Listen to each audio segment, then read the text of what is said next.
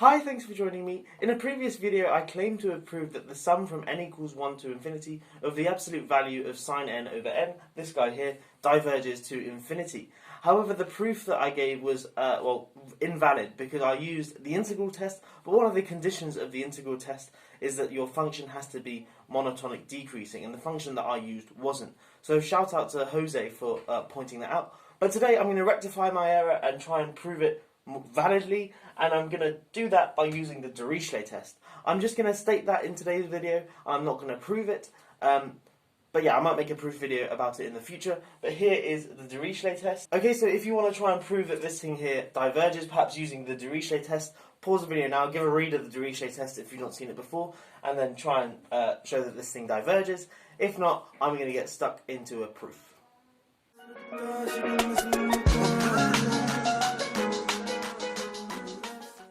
Okay, so here's what the Dirichlet test says.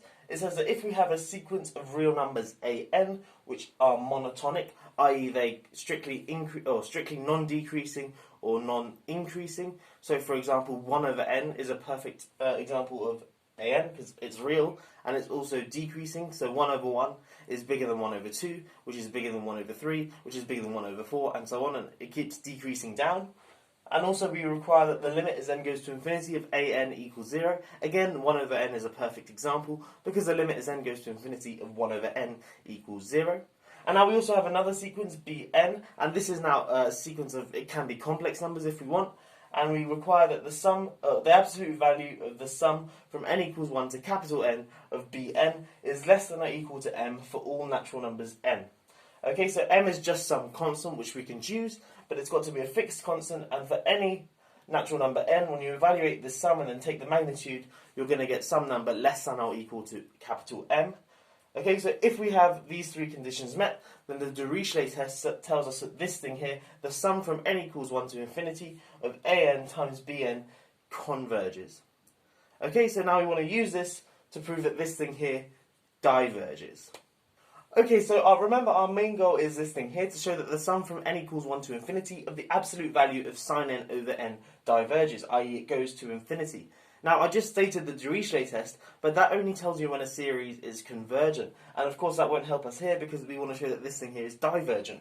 Okay, but firstly I'm going to state and prove this little lemma here, that the sum from n equals 1 to infinity of cos 2n over n converges, and I'm going to use the Dirichlet test to prove that, and then I'm going to use this result here to prove that this thing here diverges.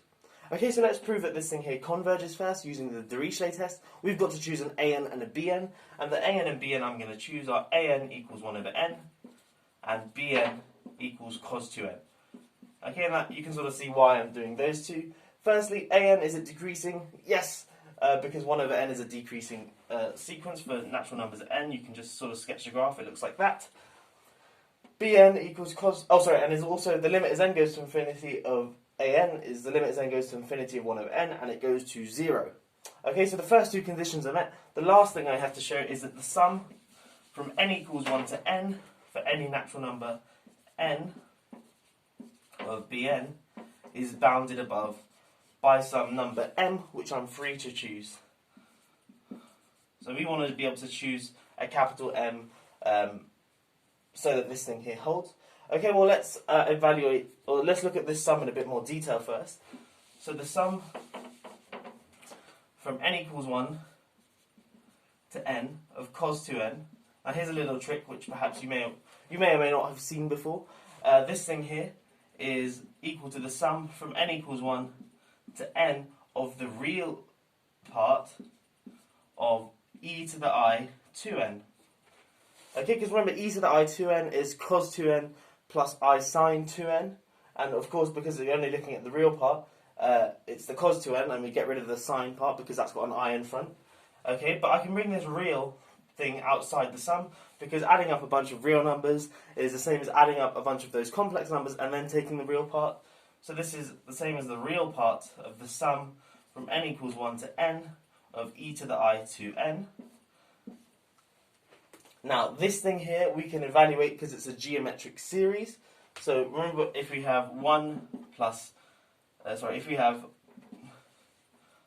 let's call this thing here S equals R plus R squared plus r cubed all the way up to r to the n, then s times r is going to equal r squared. R times r is r squared times r is r cubed, plus dot dot dot, all the way up to r to the n, and then we get a plus r to the n plus 1.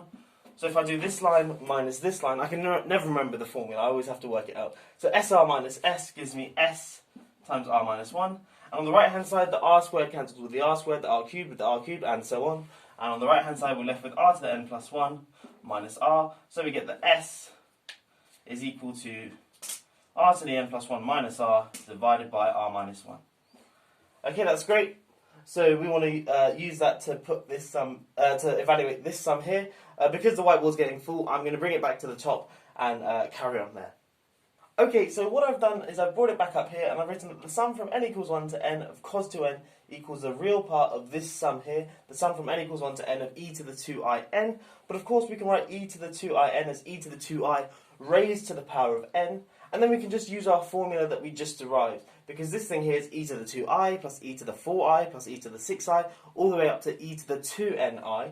So I've just essentially put r as e to the 2i and used this formula and popped it in here. Now we want to show that this thing here is bounded, so when we take the absolute value of this thing here, there's some value m for which it's for which this thing here is always less than or equal to m4, and that's regardless of n. Now what we could do is, write e to the 2i as cos I plus I sin I, and then multiply through by the complex conjugate of the denominator to make the bottom real, and then expand out the top and get all these sort of ugly i's, cosines, this, that and the other. However, for this problem we don't actually need to work out what the least upper bound is, we just need to work out an upper bound. Okay, and to do that, well, it's not too difficult to see that the denominator is non-zero because e to the 2i doesn't equal 1. So, actually perhaps one thing I should say first is this thing here inside the brackets is some complex number, but we only really care about the real part. But because we're going to take the absolute value of this left-hand side, so we're going to do this thing here. So that's of course the same as this thing here, if I put absolute value signs everywhere. Now, if we have a complex number z, then notice that the magnitude of z, well, that's going to be equal to the square root of the real part of z squared plus the imaginary part of z squared. But notice that this thing here is always going to be, well, the imaginary part of z is a real number, and in particular when you square it, it's going to be a non-negative number. So this thing here is greater than or equal to the square root of the real part squared of z, but in particular that is just the magnitude of the real part of z. Now we can sort of use this inequality here. So the real part of z is this thing. So if we treat this thing inside the brackets, call it z, then we know that the real part of z, i.e. the thing we're trying to work out, is going to be less than or equal to the magnitude of z, so i.e. the magnitude of this complex number. So if we can show that the magnitude of this complex number here is bounded for all capital N, then of course the real part of z will be bounded for all capital N. And to show that this thing here is bounded, it's not too difficult. Notice that this thing here is a complex number with magnitude 1.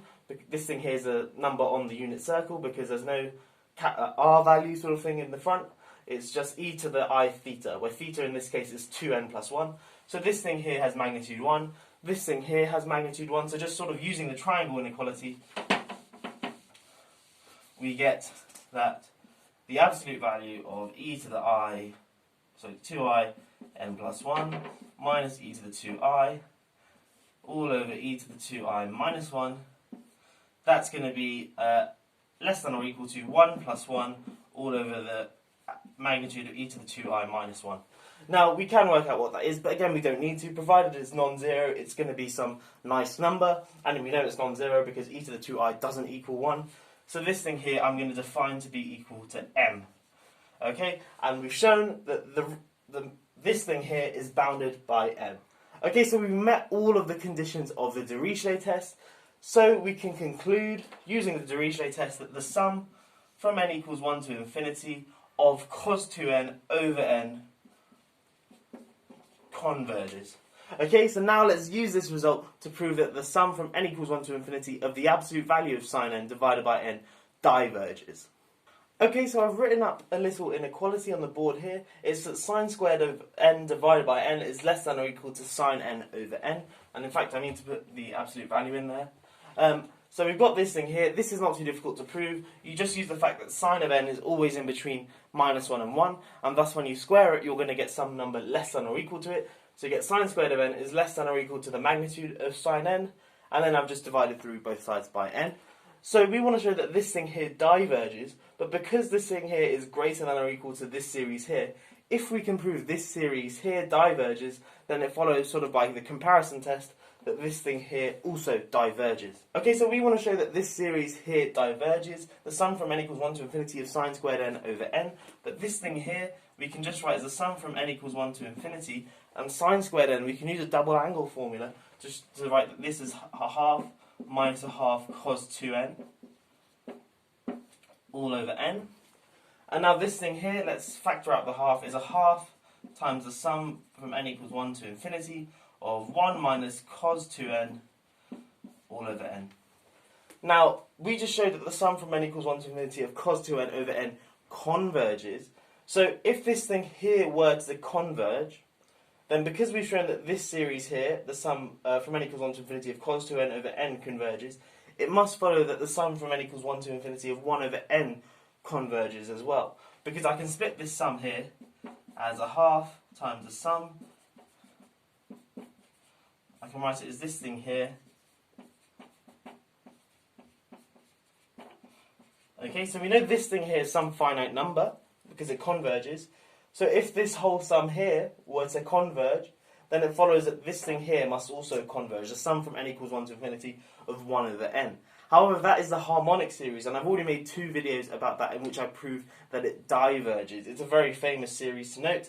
It's a sort of counterintuitive because it goes to 0, but its sum does indeed diverge to infinity. Okay, so that proves that this series here diverges. Let me just go over that again. If it didn't diverge, suppose for contradiction it didn't diverge, then it must converge. But it can't converge because, well, this thing here converges. So for this thing here to converge, we would also require this thing here to converge as well. Because if this diverges and you've got something divergent minus convergent, it's sort of like doing infinity plus a constant, that's still infinity. So that would mean this thing here diverges. Okay, and because this thing here, the thing we're interested in, the sum from n equals 1 to infinity of the absolute value of sine n over n, because that's always bigger than or equal to this thing here, that also diverges as well. I hope you have enjoyed this video. There's sort of a few different results in here. The Dirichlet test I stated, it's a less common test used for infinite series. Also the fact that the sum from n equals 1 to infinity of cos 2n over n converges, and then we use that to prove that this thing here diverges. So I rectified my error in one of my previous videos. Anyway, I hope you have enjoyed this video. If you are new here, please do consider subscribing. I make lots of fun maths videos like so. Not just proofs and stuff like that, I also do problem solving ones as well. So if that interests you, please do subscribe if you haven't already. Anyway, I will catch you in the next one. Have a great day.